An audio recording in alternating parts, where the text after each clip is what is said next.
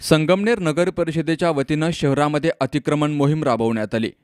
शहरामधील शिवाजी पुतळा, नवीन नगर रोड, बस स्थानक परिसर, शासकीय विश्रामगृह या ठिकाणी रस्त्यालगत असलेल्या हातगाड्या आणि टपऱ्या काढण्याचं काम चालू असताना टपरीधारकांनी विरोध करत काम बंद पाडलं। अतिक्रमण मोहिमेत अनेकांचं मोठं नुकसान झालं।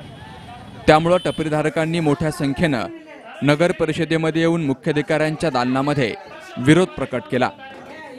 शहरामध्ये राबवली की शहरातल्या इतर ठिकाणचं न राबवता फक्त नवीन नगर रोड त्यांचा केंद्रबिंदू ठरतो।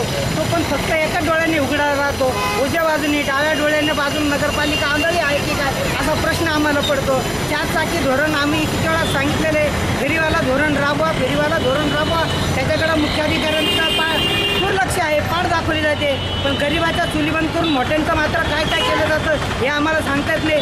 वर्तमानपत्रातून इतर बातम्या येतात, त्याच्याकडे त्यांचं किती सक्षम आणि अकार्यक्षम याच्यात दिसून येतं आम्हाला। पण त्यांनी आमच्या फक्त एकाचवर शहर नाले नुले जे काही इतर बरेच त्यांच्याकडं तक्रारी अर्ज केलेले, त्याच्यावर त्यांनी पहिल्यांदा कारवाई करावी। ज्याच्या जसे प्लॅनिंगनुसार बांधकामं झाली की नाही झाली, पार्किंगला जागा आहे की नाही आहे या बाबतीतला विचार करावा आणि मग गरिबांच्या घरावर दरोडा मारावा असं माझं म्हणणं आहे। त्यांनी पहिल्यांदा मोठ्यांचा अतिक्रमण काढून दाखव, गरीब स्वतःहून हातोहात काढून घेतील।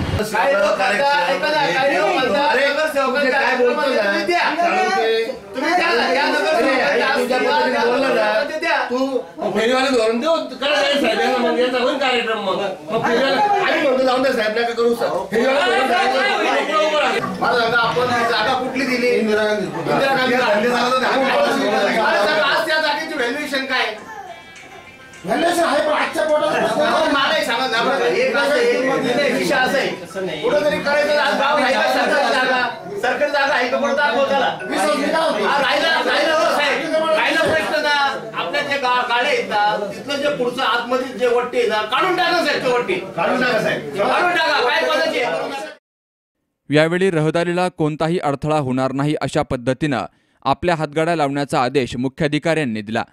तर लवकरच फेरीवाला धोरण राबवण्याचा निर्णय घेण्यात येणार असल्याचंही यावेळी मुख्याधिकाऱ्यांनी सांगितलंय।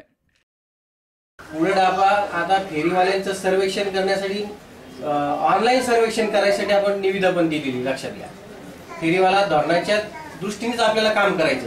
आमचा काही उद्देश नाही तुम्ही काय बेरोजगार व्हावे अशातलाही भाग नाही, पण ह्या ज्या काही काही मेजर गोष्टी असतात, वाहतुकीला अडथळा येऊ नये किंवा जे काय असतात बरं ह्या ठिकाणी अडचण येऊ नये याचं पालिका म्हणून ही गोष्ट आम्हालाही बघायला लागते।